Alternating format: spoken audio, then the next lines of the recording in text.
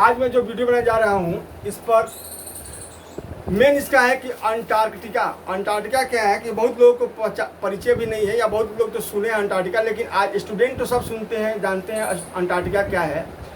तो देखो, अंटार्कटिका हम लोग का पृथ्वी का एक पार्ट है, भाग है, जो कि दक्षिणी ध्रुव में पाया जाता है। ठीक है। अच्छा, अब क्या है कि ये जो अंटार्कटिका है ये हम लोग का एशिया महादेश यानी महाद्वीप, फिर से उत्तरी अमेरिका, दक्षिणी अमेरिका और अफ्रीका को छोड़ करके पांचवा विश्व का सबसे बड़ा महाद्वीप है क्षेत्रफल में, क्योंकि इसका क्षेत्रफल होता है 140 लाख वर्ग किलोमीटर। इतना बड़ा इसका क्षेत्रफल है और इसके पूरे क्षेत्रफल में 98% भागों पर 1.6 किलोमीटर मोटी बर्फ की परत जमी हुई है। सोचो, 1.6 किलोमीटर मोटी बर्फ की परत इसके 98% भाग पर जमी हुई है। अच्छा, अब मैं तुम लोगों को कुछ यहाँ पर जो डायग्राम से दिखा रहा हूँ, ये पूरा का पूरा देखो, यही अर्थ है, पृथ्वी है हम लोग की। नॉर्थ उत्तरी, ये साउथ में दक्षिणी, ये तो हम लोग का ईस्ट, आइए हम लोग का है वेस्ट। ठीक है, ये वेस्ट है, ये ईस्ट है 90 डिग्री और ये 90 डिग्री हम लोग का वेस्ट है, ये 180 डिग्री है। अब क्या है कि देखो, ये जो देख रहे हो यहाँ पर, ये हम लोग का ऑस्ट्रेलिया महादेश है, ऑस्ट्रेलिया। ये जो देख रहे हो ये साउथ अमेरिका है और ये हम लोग का अफ्रीका है। और ये जो देख रहे हो ना, ये साउथ पोल पर, दक्षिणी पोल पर, ये पूरा का पूरा हम लोग का अंटार्कटिका का ये क्षेत्र है। देख लो, ये पूरा का पूरा अंटार्कटिका का जोन है, क्षेत्र है। अब हम कुछ बात बताने जाएंगे इसके बारे में कि देखो, अंटार्कटिका में सबसे ऊंची जो पर्वत है उसका नाम है विल्सन मासिक सबसे ऊंची पर्वत की चोटी, जिसकी लंबाई ऊंचाई है 5140 मीटर। सबसे जो लंबी नदी है वो है ओनेक्स, जिसकी दूरी है 32 किलोमीटर। और इसका तापक्रम जो मापने वाला जो यंत्र होता है उसको लोग बोलते हैं आइस टेथर प्रोफाइलर। जैसे हम लोग का अपना तापक्रम मापते हैं ना थर्मामीटर से, उसी प्रकार का यहाँ काफ़ी ठंड पड़ती है, तो इसका नाम हो गया आइस टेथर प्रोफाइलर। और अत्यधिक गर्म, माने किस वर्ष के किस महीना में सबसे अधिक गर्म पड़ती है, तो अत्यधिक गर्म महीना इसका होता है जनवरी, जहाँ पर का टेम्परेचर -10 डिग्री सी से -60 डिग्री सी तक होता है। अब हम एक और बात बताएंगे कि मन में आता होगा कि आखिर इतनी ठंडी पड़ती है तो गर्मी और सर्दी के दिनों में वहाँ का तापक्रम कितना होता है। तो देखो, गर्मी और सर्दी, गर्मी में मिनिमम हम लोग का 18 डिग्री है, मैक्सिमम 32 डिग्री है। सर्दी में मिनिमम 76 डिग्री है और मैक्सिमम -40 डिग्री है। ये गर्मी और सर्दी का वहाँ का तापक्रम है। अब मैं बताने जाऊँगा कुछ बात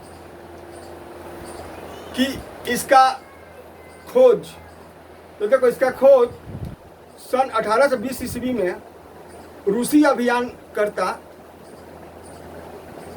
मिखाइल पेट्रोविच लाजारेव तथा वान केलिंगशोसेन, देखो रूस के खोजकर्ता, वो कब 1820 ईस्वी में, जिनका नाम था मिखाइल पेट्रोविच तथा लाजारेव एवं वान बेलिंगशोसेन को ये महत्व दिया जाता है कि इसका खोज किए थे। इसके बाद से इस महाद्वीप का जो नामकरण पड़ा, नामकरण मतलब नाम देना, वो 1890 ईस्वी में स्कॉटिश जॉन जॉर्ज बार्थोलोम्यू ने किया था, यानी नामकरण किया था। नामकरण माने अंटार्कटिका नाम देना था, इनके माध्यम से दिया गया था। फिर से सुन लो कि इसका नामकरण जब किया गया था तो वह 1890 ईस्वी में स्कॉटिश जॉन बार्थोलोम्यू ने किया था। इस प्रकार से ये हुआ बात। अब है कि हम ये बताने चल रहे हैं कि यह पृथ्वी का ये जो भाग है, पृथ्वी का दक्षिणतम महाद्वीपीय है, जिसके दक्षिणी ध्रुव में ये निहित है। ठीक है। अब है कि दक्षिणी गोलार्ध के अंटार्कटिक क्षेत्र पर सन 1959 ईस्वी में 12 देशों ने, देखो सन 1959 ईस्वी में 12 देशों ने एक संधि पत्र में समझौता किया। तो देखो संधि पत्र में बोलने का मतलब ये नहीं कि अब वहाँ पर कोई अपना हथियार लगा दे या कोई अपना फैक्ट्री बसा दे या कोई अपना दूतावास खोल दे, ये सब नहीं, क्योंकि वहाँ तो इतनी ना ज़्यादा ठंड है कि इंसानों का तो जीना काफ़ी मुश्किल है। ठीक है, तो 12 देशों का एक समझौता हुआ कि रिसर्च किया जाएगा, यहाँ पर अपने अपने रिसर्च करने वाले टीम को भेजा जाएगा, जो वर्तमान में बढ़ करके अभी 46 से लेकर 48 तक सदस्यों की संख्या हो गई है। अब ये बात है कि ये सदस्य की संख्या कौन है, ये लोग कौन हैं? तो ये लोग वहाँ पर जा कर के 100, 200, 500 के रूप में, मैंने जैसे मान लो कि इंडिया से गया 500 आदमी रिसर्चर करने वाले, अमेरिका से 700, 800 रिसर्च करने वाले पहुँचे, तो ये लोग अपना अपना एक स्थान बना करके और वहाँ पर रिसर्च करते हैं। क्या? अंटार्कटिका के बारे में, क्योंकि ऐसे नॉर्मल ज़िंदगी जीना हम लोग के जैसे इंसान को वहाँ पर रहना मुश्किल है, क्योंकि बहुत ठंड पड़ता है, हम लोग का मौत हो जाएगा। और वो लोग जो रहते भी हैं उनके लिए अलग से पहनावा, जैसे होता है ना कि सियाचिन में हम लोग का फौजी को दिया जाता है, सोचो जहाँ -60 डिग्री -40 डिग्री तापमान रहता है, तो सियाचिन में जो पोशाक दिया जाता है उससे भी कई गुना स्टैंडर्ड पोशाक वहाँ के रिसर्च करने वालों को दिया जाता है। अब है कि ये लोग यदि देखा जाए कि पूरी वहाँ की जनसंख्या मनुष्य की जो कि रिसर्च करने पहुँचते हैं, उनकी संख्या होती है 4 से 5 हज़ार होगी, लेकिन वो सबके सब रिसर्च करने वाले ही हैं, आम पब्लिक वहाँ पर नहीं है, पॉसिबल नहीं है जीवन। ठीक है, अच्छा अब हम बात बताएंगे ये बात कि देखा जाएगा कि भारत में भी अपना जो टीम गया था यहाँ पर सबसे पहले अभियान में, तो उसका नेतृत्व किया था SJ, ठीक है, SJ नामक एक आदमी उसका हेड थे। ठीक है, वो यहाँ का अभियान को लेकर के आगे बढ़े और आगे हम दिखाएंगे कि जिस प्रकार से हम रेगिस्तान में बोलते हैं ना कि बालू का रेगिस्तान, क्योंकि काफ़ी बालू होता है, ठीक उसी प्रकार से अंटार्कटिका को हम लोग बोलते हैं बर्फ की रेगिस्तान। सोचो, बर्फ की रेगिस्तान है। रेगिस्तान का मतलब ये नहीं, डेजर्ट का मतलब ये नहीं कि खाली बालू का, वहाँ खाली बर्फ है, इसलिए बर्फ का रेगिस्तान कहलाता है। अंटार्कटिका का हालात ऐसा है कि जहाँ पर जीवन की तो कल्पना ही नहीं की जा सकती है, एकदम नहीं। आप लोगों के माइंड में आता होगा कि जब वहाँ पर जब जीवन की कल्पना नहीं की जाती है तो वहाँ रहते कौन से लोग होंगे। तब वहाँ पर हम बता रहे हैं कि वहाँ पर पेंगुइन जो चिड़िया होती है, जो काफ़ी समुद्र, जो काफ़ी हम लोग का ना ये ठंड को सरवाइव कर लेती है ना, पेंगुइन वो रहती है। और टुंड्रा प्रदेश का वनस्पति पाया जाता है। उसके अलावा भी वहाँ पर हम लोग का कुछ शैवाल है, फिर सील है, ये सब वहाँ पर पाया जाता है। फिर याद रख लो, पेंगुइन पंछी, सील एक प्रजाति है, शैवाल और टुंड्रा वनस्पति, क्योंकि ये लोग के पास ही बॉडी में इतनी ठंड को सरवाइव करने की कैपेसिटी है, अन्यथा और किसी के पास नहीं है। इसके बाद फिर आगे हम बताएं ना कि भारत का जो अभियान था उसमें हम लोग का डॉक्टर KS काजिम, हम उस समय टाइटल का नहीं बता पाए थे, डॉक्टर KS काजिम के नेतृत्व में टीम हम लोग का गया था वहाँ पर रिसर्च करने। और यहाँ पर केवल शीतल युक्त पौधे और जीव, माने शीतल अनुकूलित जीव और पौधे ही रह सकते हैं, उससे भी हमने बता दिया कि कौन कौन से जीव और कौन कौन से पौधे वहाँ पर रह सकते हैं। इसके बाद यहाँ पर हम लोग का है कि इस पर किसी भी देश का अपना कोई अधिकार नहीं है, ये बात समझ लोगे, अपना कोई अधिकार नहीं है। आपको रिसर्च करना है, आप जाइए वहाँ पर रहिए, ठीक। क्योंकि इंडिया का भी जो रिसर्च होता है वो 2 छोटे छोटे हिल्स जिसमें पथरीला जगह बिछाया हुआ है, पथरीला पार्ट है, वहाँ पर इंडिया का रिसर्च सेंटर चलता है, ठीक है। ऐसे ही अमेरिका का एक अलग साइड में है, जर्मनी का अलग साइड में है, फ्रांस का अलग साइड में है, रूस का अलग साइड में है, अपनी अपनी टीम वहाँ पर है और रिसर्च करते हैं। अब हमें एक बात यही बताना है अंटार्कटिका के बारे में कि इसका जो इतना बड़ा जो क्षेत्रफल है, तो पृथ्वी के ऊपर नेचर ने क्यों इतना बड़ा क्षेत्रफल को दिया है जहाँ पर इंसान रह नहीं सकते हैं। सोचो, यानी 5वां विश्व का 5वां महाद्वीप है जो जहाँ पर जीवन की कल्पना भी नहीं की जा सकती है। अब है कि यहाँ का जो क्षेत्रफल है, जितना बड़ा क्षेत्रफल है, उतने बड़े क्षेत्रफल में काफ़ी लोग निवास कर सकते होंगे, लेकिन नहीं। क्यों? नेचर ने क्या किया कि दक्षिणी ध्रुव पर इतना ना ज़्यादा मात्रा में क्लाइमेट का इफेक्ट को कम कर दिया कि वहाँ तक गर्मी नहीं पहुँच पाती है। अब एक समस्या है कि आज के समय में जो अभी एट प्रेजेंट हम लोग जी रहे हैं, इस समय देखो एक बात कि हम लोग काफ़ी हद तक नेचर को पोल्यूटेड कर दिए हैं तो नेचर को जब पोल्यूटेड कर दिए हैं तो तापक्रम रेंज कर रहा है, हर 10 साल के बाद 2 डिग्री से बढ़ जा रहा है। वैज्ञानिकों को चिंता लगा हुआ है। आज ऐसे भी देखो कि हम लोग का पृथ्वी पर जो तापक्रम है 60 डिग्री चला जा रहा है। अब कभी कभी तो कई इंडिया के कई स्टेट में गर्मी में देखो आमलेट हम लोग बना लेते हैं सड़क पर, माने आमलेट को ही सड़क पर बना लो।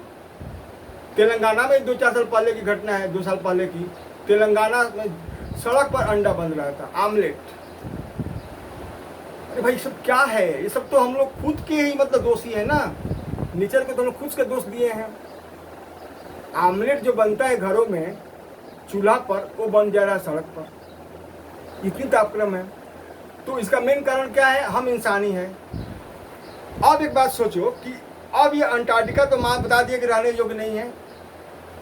ये जो गर्मी बढ़ रही है ना, ये गर्मी बढ़ने से क्या है कि अंटार्कटिका के पास भी अब ये गर्मी पहुंचने लगी है, क्योंकि पृथ्वी पर तो भी है और वहाँ के भी बर्फ पिघलने लगे हैं। हम क्या बताएं कि पूरा 140 लाख वर्ग किलोमीटर का क्षेत्रफल, 98% इसका भाग 1.6 किलोमीटर मोटी बर्फ की सिल्ली से ढका हुआ है।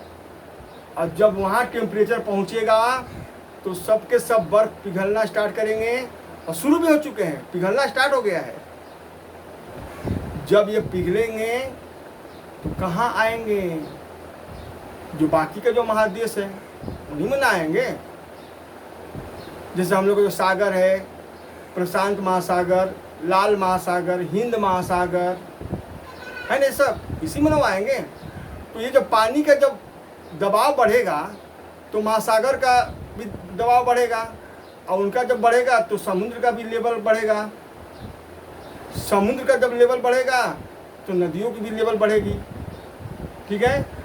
और अनुमान लगाया जा रहा है कि यदि इस प्रकार से कंटिन्यूटी इसकी रहेगी, गर्मी बढ़ती रहेगी, नेचर में पोल्यूशन होता रहेगा, तो देखो नेचर में पोल्यूशन का मेन कारण क्या है? कार्बन का उत्सर्जन। ज़्यादा मात्रा में जब लोग कार्बन का उत्सर्जन कर रहे हैं ना, यही नेचर में हीट को प्रोड्यूस कर रहे हैं, जिसको हम लोग क्या बोल रहे हैं?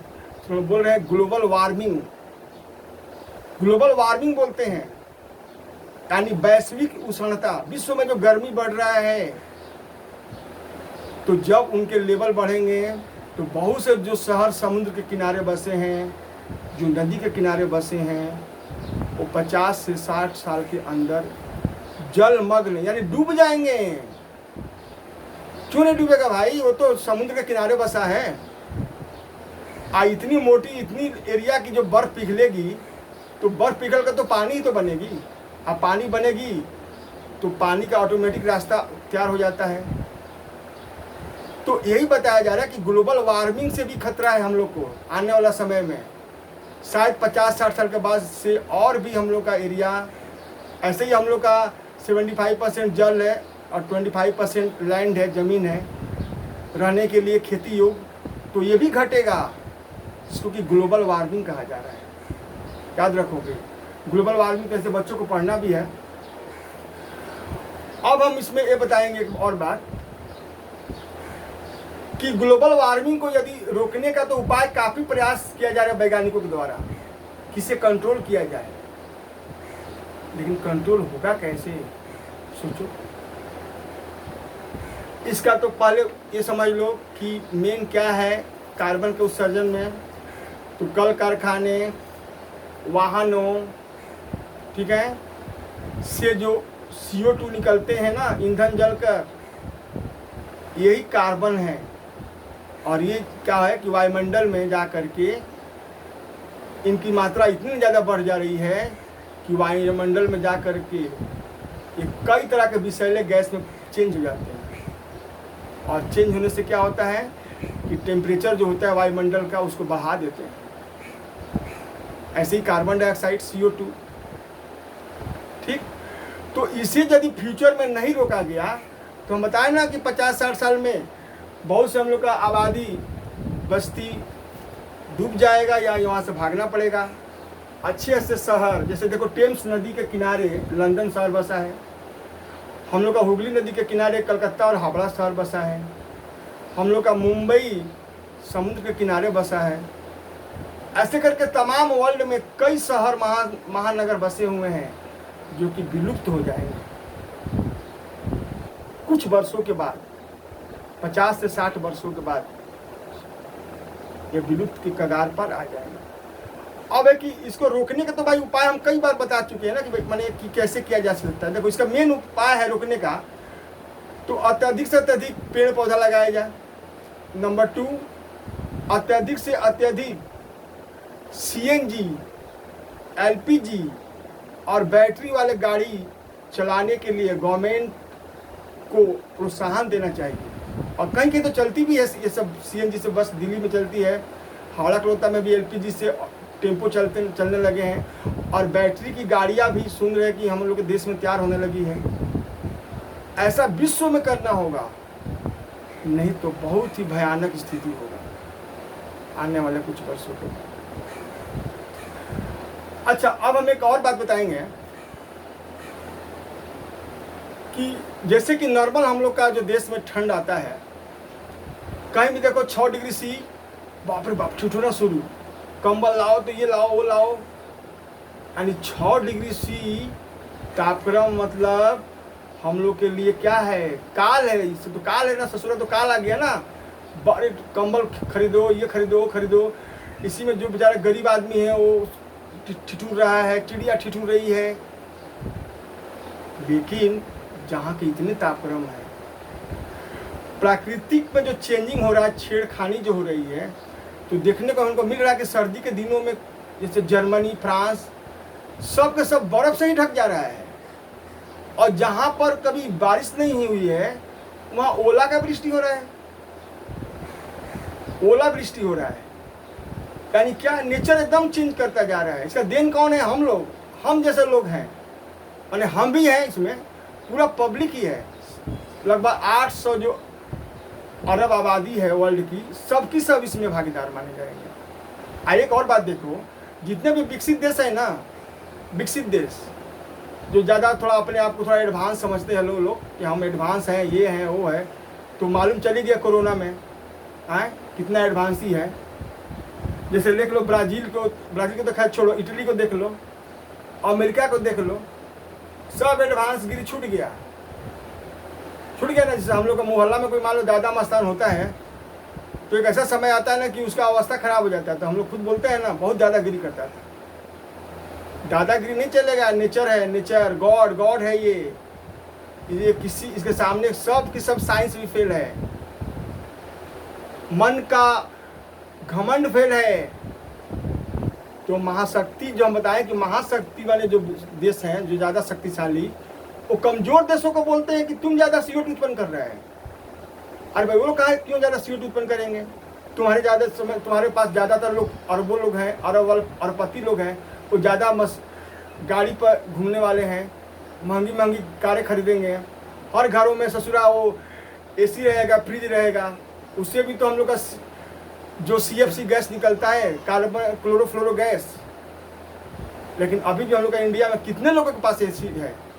हमारे ख्याल से लगता है कि 20% के पास AC, फ्रिज और ये VIP गाड़ियाँ हैं। अभी भी 80% नहीं है। लेकिन हम लोग को वो लोग बोलता है कि दोषी हैं। ठीक काम करेगा वो लोग और दोषी होंगे हम लोग। वो उल्टा नहीं है कि उल्टा चोर कोतवाल को डांटे। कैसे तो है ना हम लोग का कि काम करे जुलाहा और मार खाए गधा। वही हाल है, वही हाल हम लोग का भी। अमेरिका है, ये सब जितने फ्रांस है, जर्मनी है, रूस है, जो ज़्यादा डेवलपमेंट कंट्री होते जा रहे हैं, ये लोग दोष देते हैं हम लोग। ठीक है, दो अरे जब होगा तो तुम भी भुगतोगे, हम भी भुगतेंगे। नेचर के सामने तो तुम भी बराबर ही हो, हम भी बराबर है। जैसे गरीब और एक अमीर आदमी में मान लो, यही ना अंतर है कि वो थोड़ा अच्छा से खा रहा है और थोड़ा सा कम खा रहा है। लेकिन अंतिम जो यात्रा है, अंतिम यात्रा का जो एक जगह है वो तो सेम है, गरीब वाले के लिए भी अमीर वाले के लिए। वहाँ कोई अंतर नहीं है। ठीक उसी प्रकार नेचर के घर में भी तुम ज़्यादा विकसित हो तो रहो, हम लोग थोड़ा कम विकसित हैं। हालांकि हम लोग भी कम विकसित कैसे हैं, हम लोग विकसित होते जा रहे हैं। लेकिन घमंड मत दिखाओ, सामान्य रूप से बोलो कि हम भी उसके दोषी हैं। यानी महाशक्तिशाली देश भी बोले कि हम लोग भी कार्बन डाइऑक्साइड ज़्यादा मात्रा में उत्सर्जित कर रहे हैं और मिलजुल करके इस पर काम करना होगा, तब जाकर ये काम हो पाएगा। अच्छा, तो ये तो अंटार्कटिका के बारे में हमने बता दिया सब। अंटार्कटिका कि वहाँ का बर्फ पिघलने से हम लोग का जो प्रभाव होगा वो तो पता है, और उसे हम लोग बोलते हैं ग्लोबल वार्मिंग। तो इसका मेन कारण क्या कि वायुमंडल में अत्यधिक मात्रा में CO2 बढ़ने से वायुमंडल की गर्मी बढ़ रही है, जिसके कारण अंटार्कटिका के बर्फ पिघल रहे हैं। और ये पिघल रहे हैं तो इस क्रिया को ही ग्लोबल वार्मिंग कहते हैं, क्योंकि ये पूरे विश्व को अपने चपेट में ले लेंगे। सोचो, अब हम कुछ बात बताएंगे थोड़ा इससे हट कर। सोचो एक बात कि ठंड के मौसम में अधिकांश देखा जाता है कि 50 साल के बाद लोगों को मौत होने की ज़्यादा चांसेस होती है। इसमें बोलते हैं हेमरेज स्ट्रोक।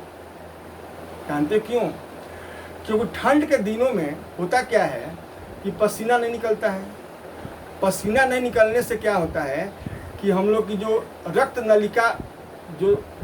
नलिका जो है वो सिकुड़ने लगता है। जब सिकुड़ेगा तो कभी ज़्यादा कभी कम, कभी ज़्यादा कभी कम। जैसे मान लो कि पानी तुम मान लो अपने खेत में डाल रहे हो पाइप से। कौन पाइप से? एक छोटा वाला जो नहीं होता ट्यूबवेल वाला पंप, इससे।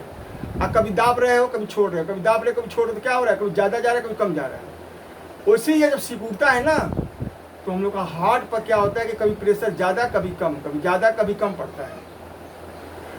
तो 50 से 60 साल के लोगों का क्या होता है कि सर्दी के दिनों में कि अभी भी हम लोग गाँव में बहुत से लोगों को है ना कि ये लोग BP को नहीं मापते हैं, क्योंकि ये लोग ख्याल नहीं रखते हैं।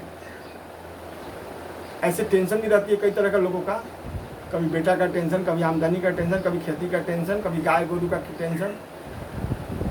उसमें क्या होता है कि जब ये रक्त नलिका ज़्यादातर सिकुड़ने लगती है और सिकुड़ने से हृदय पर ज़्यादातर प्रभाव पड़ता है, इफेक्ट पड़ता है, तो कहीं कहीं रक्त नलिका में रक्त का थक्का जम जाता है, और रक्त का थक्का जमने से हेमरेज स्ट्रोक हो जाता है। यही कारण है कि ठंडे के दिनों में देखोगे अपने आसपास कि जो लोग कम से कम BP का प्रॉब्लम, शुगर के प्रॉब्लम है ना, डायबिटीज मैंने शुगर के प्रॉब्लम, हृदय रोग का प्रॉब्लम से पहले से ग्रसित होते हैं, वैसे लोग अधिकांश मौत के गाल में समा जाते हैं ठंड के मौसम में। ये बात याद रखना होगा।